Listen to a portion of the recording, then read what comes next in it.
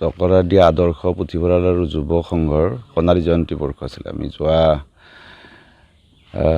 20, 21, 22 এপ্ৰিলত অনুষ্ঠিত কৰিছিলোঁ আৰু 22 এপ্ৰিলত মানে আঠবহাগৰ দিনাখন আমি সাংস্কৃতিক সন্ধিয়াৰ মানে গায়ক হিচাপে ছিংগাৰ হিচাপে আমি আচুৰ্য বৰপাত্ৰ গোহাঁইক আমি মানে নিমন্ত্ৰণ জনাইছিলোঁ আৰু আমি 10 ফেব্ৰুৱাৰীতে এইটো তেখেতলৈ চাইন মানি মানে পঠাইছিলোঁ। এতিয়া তেখেত মানে কথাটো হ'ল কি তেখেতৰ কোনোবা মেনেজাৰ আছে, এৰেঞ্জাৰ হ'ব পাৰে, আমি নাজানো। তেখেতে যিহেতু আমাৰ লগত ডাইৰেক্ট শিল্পীবিলাকে আচলতে ডাইৰেক্ট কথা নাপাতে বেছিভাগে, গতিকে তেখেতসকলৰ মেনেজাৰ থাকে আৰু তেখেতে আমাৰ লগত কথা পতা মতে আহিছিলে, সেইমতে আমি আগবঢ়াইছিলোঁ।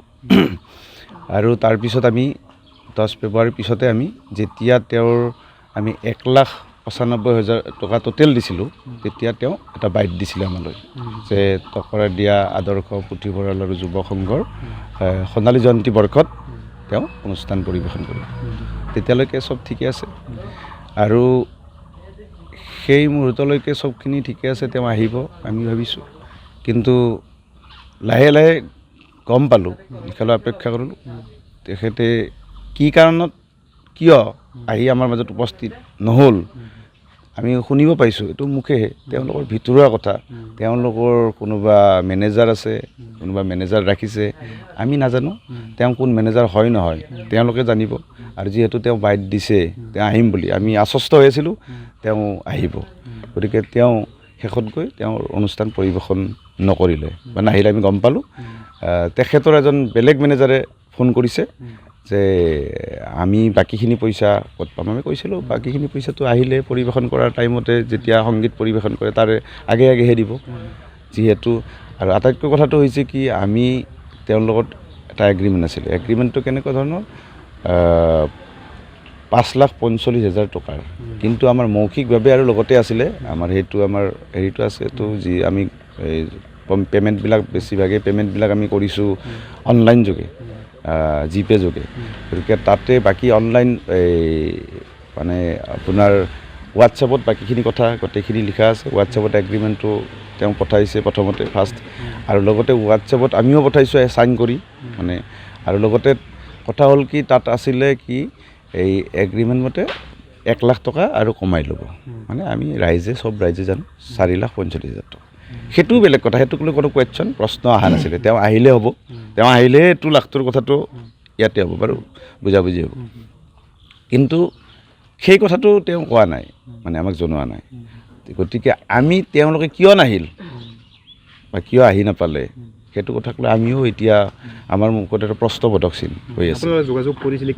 যোগাযোগ আছোঁ, কৈছে কি তেওঁলোকে কোনোবা কৈছে মেনেজাৰৰ হাতত পইচাটো আছে, মানে চেকখন কিবা দিছে, চেক এখন দিছে, চেকখন লোৱা নাই, তেনেকুৱা ধৰণৰ কথাবোৰ কৈ আছে।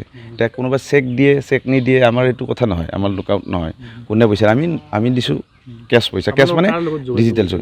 এইটো এতিয়া তেওঁৰ লগত প্ৰধান মানুহজন হৈছে জিতু শৰ্মা। আমি জিতু শৰ্মাক জানো।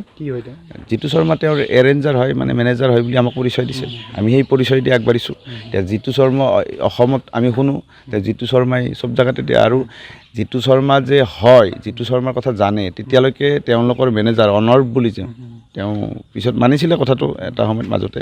তেওঁ মোক ফোন কৰিছিলে, জিতু দাক জানো বুলি, প্ৰথমতে নাজানো বুলি কৈ পিছত জিতু দা আছে কৈছে কি চেকখন কাৰোবাৰ নামত দিছে, কি দিছে আমি নাজানো, আমি চেকৰ কথা নাই, আমি যিহেতু চেক দিয়াই নাই, আমি দিছোঁ পইচা আমি জিপে কৰি। তো আমি জানিম জিপে কৰি আমি পইচা দিছোঁ এডভান্সটো, কোনোবাই কাৰোবাক চেক দিছে। এতিয়া যিহেতু আচুৰ্য বৰপাত্ৰ গোহাঁয়ে বাইটটো দিছিলে, ভিডিঅ' বাৰ্তা এটা পঠাইছিলে আমাৰ পেজত, বাকী তেওঁৰ নিজৰ পেজতো দিছে, তেওঁৰ ইনষ্টাগ্ৰাম একাউণ্টতো তেওঁৰ হেৰিটো শ্বেয়াৰ কৰিছে, লিষ্টখন দিছে। আৰু সেই লিষ্টখন দিছে মানে আমি 6 গাঁও, মানে প্ৰথমতে কৈছিলোঁ যে 6 গাঁও হৈ আছে, 6 গাঁওটো আকৌ মানে হেৰি কৰি দিয়ক, 6 গাঁৱৰ লগতে আমি ক'ত একচুৱেলি লোকেশ্যনটো মানে গাঁওখন কি সেইটো পিছত তেওঁ বাইটত দি দিলে, লোকেশ্যন গাঁওখনো দিছে। তাৰপিছত আমি আশ্বস্ত, গতিকে আমি আশ্বস্ত হৈ আছোঁ তেতিয়ালৈকে। এতিয়া তেখেতসকলৰ ভিতৰুৱা কথাটো কোনে এগ্ৰিমেণ্ট কৰে, এগ্ৰিমেণ্ট পেপাৰখন কেনেকুৱা হয়, যিহেতু আমাৰ পৰা এগ্ৰিমেণ্টটো কমিটিৰ পৰা নিশ্চয় এগ্ৰিমেণ্ট নকৰে, মানে পেপাৰ নাথাকে, পেপাৰ ৱৰ্কছবিলাক তেওঁলোকে কৰে, কেনেকৈ কৰে, কি ধৰণে কৰে, পেপাৰছবোৰ কি হয়, লিগেল কথাটো আমি নাচাওঁ। আৰু শিল্পী এজনক যেতিয়া আমন্ত্ৰণ জনাওঁ, শিল্পী হিচাপে আমন্ত্ৰণ জনাওঁ। আমি বহু ক্ষেত্ৰত দেখা পাওঁ এই শিল্পীয়ে কেতিয়াও এগ্ৰিমেণ্টতকৈ পিছত গৈ মুখৰ কথাটোও আমি এগ্ৰিমেণ্ট কৰি যোৱা দেখা পাওঁ। যিহেতু মুখৰ কথাৰ দৰেই হৈছে তেওঁ, আমি গুৰুত্ব দিলোঁ লাষ্টৰ কথাটোত, আমাৰ ইয়াত আহিবই। আমি যদি ভাবি চাওঁ যে কথাটো কি হয়, তেখেতে এজন ইমান ডাঙৰ আগশাৰীৰ শিল্পী এজনে আহিম বুলি তেওঁ মানে এটা ভিডিঅ' বাৰ্তা পঠোৱাৰ পিছত, ভিডিঅ' বাৰ্তাটিত তেওঁ উল্লেখ কৰাৰ পিছত কোন ঠাইত যাব, তে আমাৰ ৰাইজৰ মাজত আৰু কোনো সংশয় দিছিলে। কি কয়? হয় হয়, এইটো গোটেইখিনি আমি তেওঁ দিছে, তেওঁলোকে পঠোৱা পেপাৰটো পঠাইছিল, আমি চাইন কৰি পঠাইছে আমাৰ দুজনে, আৰু আৰু আমাক এই হোৱাটছএপত দিব দিছে চাইনটো কৰি, সেইটোও দিছোঁ। গতিকে আমি জিতু শৰ্মাৰ ডাউন দিছোঁ প্ৰথম কথা। তাৰ লগতে জিতু শৰ্মাক এতিয়ালৈকে জিতু শৰ্মাৰ যোগেদিয়ে যাম আমি, কিন্তু আচুৰ্য বৰপাত্ৰ গোহাঁয়ে যিহেতু আমাক ভিডিঅ' বাৰ্তাটো পঠাইছে, তেতিয়ালৈকে চবখিনি আৰু পৰিষ্কাৰ হৈ গৈছে।